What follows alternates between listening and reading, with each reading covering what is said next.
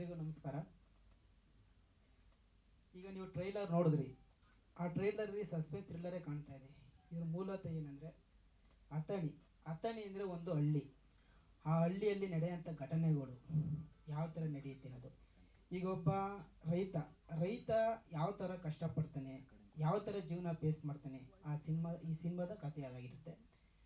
ನಾವು ಕೆಲವೊಂದು ಸಲ ಎಲ್ಲ ಕಡೆಗೂ ಕೇಳ್ತೀವಿ, ಒಬ್ಬ ರೈತ ಯಾವ್ಯಾವ ಥರ ಕಷ್ಟಪಡ್ತಾನೆ, ಹಂಗೆ ಹಿಂಗೆಂತೆಲ್ಲ ಸುಮಾರು ಜನ ಮಾತಾಡ್ತಾರೆ. ಆದರೆ ರೈತನ ಕಷ್ಟ ಯಾರೂ ಕೇಳಲ್ಲ. ಒಬ್ಬ ರೈತ ದೇಶದ ಬೆನ್ನೆಲುಬು ಅಂತ ಎಲ್ಲ ಹೊಗಳುತ್ತಾರೆ, ಎಲ್ಲ ಮಾಡ್ತಾರೆ. ಆದರೆ ರೈತನಿಗೆ ಕಷ್ಟ ಬಂದಾಗ ಯಾವ ಸರ್ಕಾರ, ಯಾವ ಜನ ಕೂಡ ಮುಂದೆ ಬರಲ್ಲ. ಇಲ್ಲಿ ರೈತರಿಗೆ ಸಿಗಬೇಕಾದಂಥ ಸೌಲಭ್ಯಗಳು ಯಾವುದೇ ಥರ ಸಿಗಲ್ಲ. ಅದರಿಂದ ಒಂದು ಟೈಟ್ಲ್ ಇಟ್ಕೊಂಡು ಅಥಣಿ ಅಂತ ಒಂದು ಗ್ರಾಮ ಅಲ್ಲಿ ಇಟ್ಕೊಂಡು ಮಾಡಿರೋಂಥ ಕತೆ. ಇದೊಂದು ರೈತರಿಗೋಸ್ಕರ ಮಾಡಿರೋಂಥ ಸಿನಿಮಾನ್ಯ. ದಯವಿಟ್ಟು ಮುಂದಿನ ತಿಂಗಳು ಸಿನಿಮಾ ರಿಲೀಸ್ ಆಗ್ತಾ ಇದೆ. ದಯವಿಟ್ಟು ಎಲ್ಲ ಬಂದು ಸಿನಿಮಾ ನೋಡಿ ಸಪೋರ್ಟ್ ಪಡೀತಾ ಕೇಳ್ತಾ ಇದ್ದೀನಿ. ಈ ಸಿನಿಮಾದಲ್ಲಿ ದೊಡ್ಡ ದೊಡ್ಡ ಕಲಾವಿದರು ಮಾಡಿದ್ದಾರೆ. ಪ್ರತಿಯೊಬ್ಬರು ದೊಡ್ಡ ದೊಡ್ಡ ಟೆಕ್ನಿಷಿಯನ್ಸ್ಗಳೆಲ್ಲ ಕೆಲಸ ಮಾಡಿದ್ದಾರೆ. ಎಲ್ರಿಗೂ ಧನ್ಯವಾದಗಳನ್ನ ಹೇಳ್ತಾ ಇದ್ದೀನಿ. ಹೇಳ್ತಾ ನಾನು ಮಾತು ಮುಗಿಸ್ತಾ ಇದ್ದೀನಿ. ಜೈ ಹಿಂದ್, ಜೈ ಕರ್ನಾಟಕ. ಮಾತು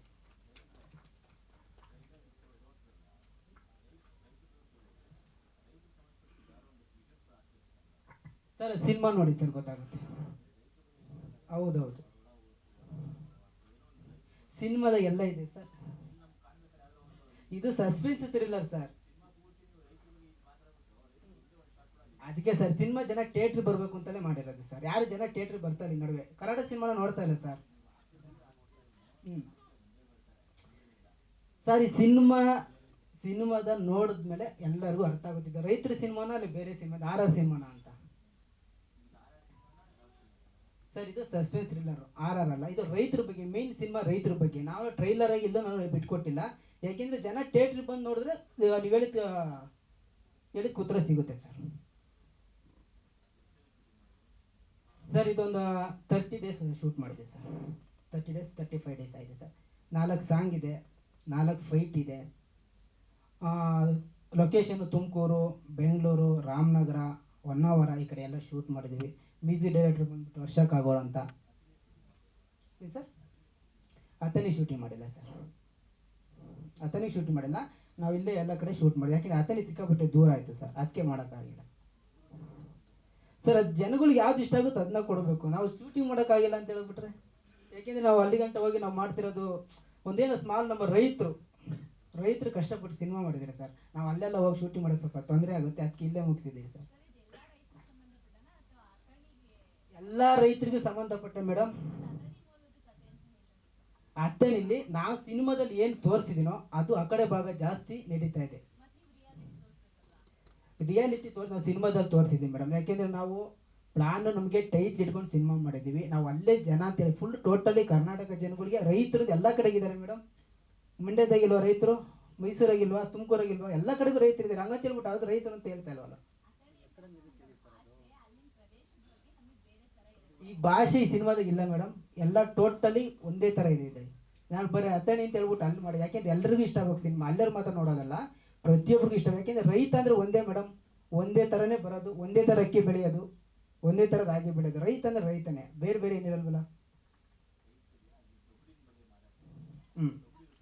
ಇಲ್ಲ ಆ ಥರ ಏನಿಲ್ಲ. ಇದ್ರಾಗೆಲ್ಲ ಒಂದು ನಾರ್ಮಲ್ ಕನ್ನಡ.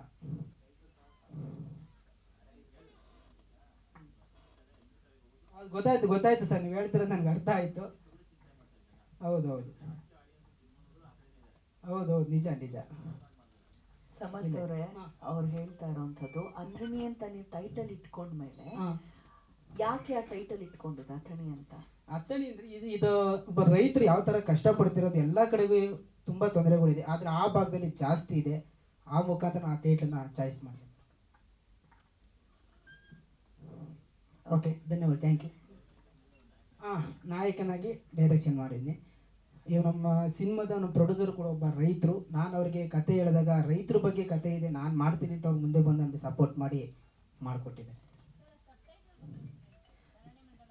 ಧರಣಿ ಮಂಡಲ ಮಧ್ಯದೊಳಗೆ ಅಂದರೆ ಈ ಭೂಮಿಲಿ ಯಾವ್ಯಾವ ಥರ ಕಷ್ಟಪಡ್ತಾ ಇದ್ದಾರೆ ರೈತರು ಭೂಮಿಗೋಸ್ಕರ, ಅದ್ರ ಬಗ್ಗೆ. ಏಕೆಂದರೆ ಈಗ ನಾವು ಎಷ್ಟೋ ಕಡೆ ನೋಡಿದ್ದೀವಿ, ಉಳಿಯೋನೆ ಭೂಮಿ ಒಡೆಯ ಅಂತ ಕಾನ್ಸೆಪ್ಟ್ ಬಂದಮೇಲೆ ಇಷ್ಟು ಜನಕ್ಕೆ ಅವರು ಸರ್ಕಾರ ಮಾಡಿಕೊಟ್ಟಿರ್ಬೋದು, ಬಟ್ ಜನಗಳಿಗೆ ಅಲ್ಲಿರೋದೇ ಅವ್ರಿಗೆ ಸಪೋರ್ಟ್ ಮಾಡ್ತಾ ಇಲ್ಲ.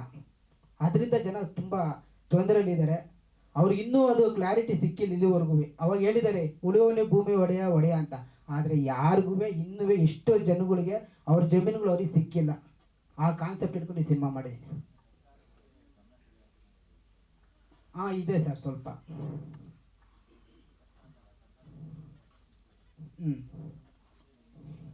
ಇಲ್ಲ ಸರ್ಕಾರ ಅನ್ನೋದಕ್ಕಿಂತಲ್ವೇ ಇದು ಅವರು ಒಂದು ಯೋಜನೆ ಮಾಡಿದ್ರು. ಅದರಿಂದ ಜನಗಳಿಗೆ, ಅದರಿಂದ ಎಷ್ಟು ಜನಕ್ಕೆ ಒಂದು 100ರಲ್ಲಿ 50% ಮಾತ್ರ ಜನಗಳಿಗೆ ಅದು ಜಮೀನು ಸಿಕ್ಕಿದೆ, ಮಿಕ್ಕದಲ್ಲಿ ಸಿಕ್ಕಿಲ್ಲ. ಆದರೆ ನಾವು ಅಂದ್ಕೊಂಡಿದ್ವಿ ಅದು ಅವಾಗ ಮಾಡಿಬಿಟ್ಟಿದ್ರೆ ಎಲ್ಲ ಜನಗಳು ಸಿಕ್ಬಿಟ್ಟಿದೆ, ಎಲ್ಲರೂ ಖುಷಿಯಾಗಿದ್ದಾರೆ ಅಂತ ಅಂದ್ಕೊಂಡಿದ್ವಿ. ಎಷ್ಟೋ ಜನ ಈಗಲೂ ಒದ್ದಾಡ್ತಿದ್ದಾರೆ.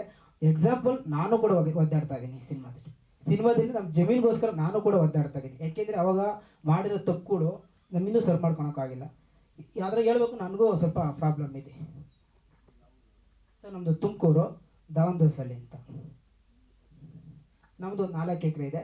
ಇದೇ ರೀತಿ ಎಷ್ಟೋ ಜನಗಳಿಗೆ ಸಿಕ್ಕಾಪಟ್ಟೆ ತೊಂದರೆಗಳು ಆಗ್ತಾ ಇದೆ ಸರ್. ಅದರಿಂದ ಒಂದು ಮಾಡಿರೋಂಥ ಸಿನಿಮಾ. ದಯವಿಟ್ಟು ಎಲ್ಲರೂ ಸಿನಿಮಾ ನೋಡಿ ಸಪೋರ್ಟ್ ಮಾಡಿ ಅಂತ ಕೇಳ್ತೀನಿ. ಕನ್ನಡ ಸಿನಿಮಾ ನೋಡ್ತಿರೋ ಜನ ಕಡಿಮೆ ಆಗಿದ್ದಾರೆ. ದಯವಿಟ್ಟು ಕನ್ನಡ ಸಿನಿಮಾ ನೋಡಿ.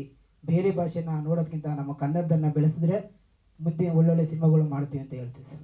ಈ ತಿರಸ್ ಸರ್ ಇದ್ದಾರೆ, ಹನುಮಂತೇಗೌಡರು ಇದ್ದಾರೆ, ರಾಕೇಶ್ ಪೂಜಾರಿ ಇದ್ದಾರೆ, ಶಂಕರನಾಥ ಅಂಜನಪ್ಪ ಅವರಿದ್ದಾರೆ, ಎಲ್ಲ ದೊಡ್ಡ ದೊಡ್ಡ ಕಲಾವಿದರಿದ್ದಾರೆ ಸರ್. ಬಾಲರಾಜ್ ವಡೆ ಅವರಿದ್ದಾರೆ. ಇದರಲ್ಲಿ ಒಂದು ಕಾಮಿಡಿ, ಒಂದು ನನಗೆ ಮಾವನ ಕ್ಯಾರೆಕ್ಟರ್ ಮಾಡಿದ್ದಾರೆ ಸಿನಿಮಾದಲ್ಲಿ. ಅವ್ರ ತಾಯಿ ಕ್ಯಾರೆಕ್ಟರ್ ಮಾಡಿದ್ದಾರೆ. ಶೋಭರಾಜ್ ಅವರು ಒಂದು ಕ್ರೈಮ್ ಆಫೀಸರ್ ಆಗಿ ಮೇನ್ ಕ್ಯಾರೆಕ್ಟರ್ ಮಾಡಿದ್ದಾರೆ. ನಾಗೇಂದ್ರ ಅವರು ಡಾಕ್ಟರ್ ಕ್ಯಾರೆಕ್ಟರ್ ಮಾಡಿದ್ದಾರೆ. ಎಲ್ಲರೂ ಅವ್ರಿಗೆ ಪೊಲೀಸ್ ಕೊಡ್ತಾ ಇದ್ರು. ಒಂದು ಸಾರಿ ಬೇಡ, ಇದು ಅದಿದ್ರೆ ನಾನು ಮಾಡಲ್ಲ, ಬೇಕಾದ್ರೆ ನಿಮಗೆ ಫ್ರೀಯಾಗಿ ಬೇಕಾದ್ರೆ ಮಾಡ್ಕೊಡ್ತೀನಿ, ನನಗೆ ಬೇರೆ ಡಾಕ್ಟರ್ ಕ್ಯಾರೆಕ್ಟರ್ ಕೊಡಿ ಅಂತ ಹೇಳಿದ್ರು. ಅದಕ್ಕೆ ಅದು ಕೇಳ್ಪಡ್ಕೊಂಡಿರೋದಂಗಿದ್ರೆ ನೀವೇ ಕೊಟ್ಟಿರೋದಲ್ಲ. ಈಗ ಜ್ಞಾಪಕಕ್ಕೆ ಬಂತು, ಹೇಳ್ತೀನಿ. ಆಕ್ಚುಲಿ ಯತಿರಾಜ್ ಅವರು ಹೇಳಿದ್ರು ಈ ತರ ಒಂದು ಪಾತ್ರ ಇದೆ, ಸಮರ್ಥ ಅಂತ ನಿರ್ದೇಶಕರು, ತುಮಕೂರಲ್ಲಿ ಶೂಟಿಂಗು ಅಂತ. ಖಂಡಿತ ಸರ್ ಬಂದ್ ಮಾಡ್ತೀನಿ ಅಂತ ಹೇಳಿದೆ. ನೀವೇನ್ ಮಾಡ್ತಾ ಇರೋದು? ನಾನು ಪೊಲೀಸು ಅಂದ್ರು. ಅವರು ಹಬ್ಬ ಸದ್ಯ ನನಗೆ ಪೊಲೀಸ್ ಇಲ್ವಲ್ಲ ಸರ್, ಯಾವುದು ಅಂದ್ರೆ ಒಂದು ಡಾಕ್ಟರ್ ಪಾತ್ರ ಅಂದ್ರು. ಸದ್ಯ ಬರ್ತೀನಿ ಸರ್ ಅಂದ್ಬಿಟ್ಟು ಆರಾಮಾಗಿ ಬಂದು ಮಾಡಿದೆ sir. Yathiraj sir actually refer ಮಾಡಿದ್ರು. ಈ ಟೈಮಲ್ಲಿ ನೆನೆಸ್ಕೊಳ್ಬೇಕು. ಯಾಕಂದ್ರೆ ಯಾರು ನಮಗೆ ನೆನೆಸಿ ರೆಫರ್ ಮಾಡ್ತಾರಲ್ಲ ಅವ್ರನ್ನ ಖಂಡಿತ ನಾವು ನೆನೆಸ್ಕೊಳ್ಬೇಕಾಗುತ್ತೆ. Thank you. ಚೆನ್ನಾಗಿ ಮ್ಯಾಚ್ ಅಪ್ ಮಾಡಿದ್ರು. Yes, lovely. ಸೊ ಇದು ಅವರೇ ಕೊಟ್ಟಿರೋದು, ನೀವು ಕಾಕಿ ಬೇಡ ಅಂತ ಡಾಕ್ಟರ್ ಆಗಿಲ್ಲ. ಸೊ ಕ್ಲಾರಿಟಿ ಕೊಟ್ಟಿದ್ದಕ್ಕೆ ಥ್ಯಾಂಕ್ಸ್. ನೆನಪಾಯ್ತು. ಓಕೆ, ಮೂರ್ತಿ ವಿಶ್ವಪ್ರಿಯ ಸರ್, ನಿಮ್ಮ ಪಾತ್ರದ ಬಗ್ಗೆ ತಿಳಿಸಿ. ಹೆಚ್ಚಿನ ಸುದ್ದಿಗಳಿಗಾಗಿ ನಮ್ಮ ಚಾನೆಲ್ನ ಸಬ್ಸ್ಕ್ರೈಬ್ ಮಾಡಿ.